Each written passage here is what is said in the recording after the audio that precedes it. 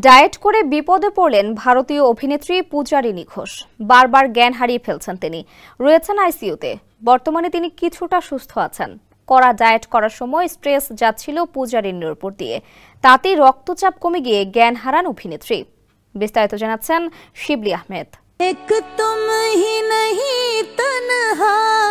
Diet করে বড় বিপদ ডেকে আনলেন ভারতীয় অভিনেত্রী পূজারিনী ঘোষ। কড়া ডায়েট মানতে গিয়ে জ্ঞান হারিয়ে ফেলেছেন তিনি, তাও একবার নয় 3 বার। এমনকি শারীরিক অবস্থা বেগতিক দেখে আইসিইউতে রাখা হয়েছে অভিনেত্রীকে। তবে পূজারিনী এখন আগের থেকে অনেকটাই সুস্থ আছেন বলে জানিয়েছেন চিকিৎসক।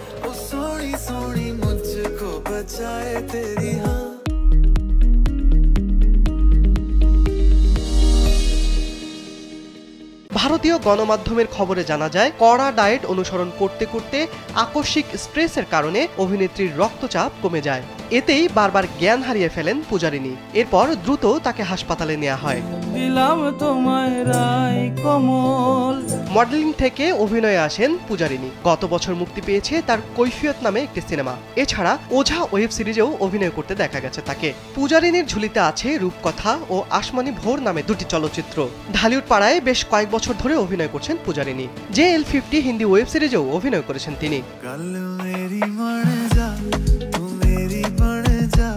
ইতোপূর্বে এক সাক্ষাৎকারে পূজারিনী গণমাধ্যমে জানিয়েছিলেন, শুধুমাত্র খবরে থাকার জন্য তিনি কাজ করতে রাজি নন। অবশ্যই কাজের ক্ষুধা আছে তার, কিন্তু যে কাজ তাকে তৃপ্তি দেবে না তেমন চরিত্রে অভিনয় করতে রাজি নন এই অভিনেত্রী।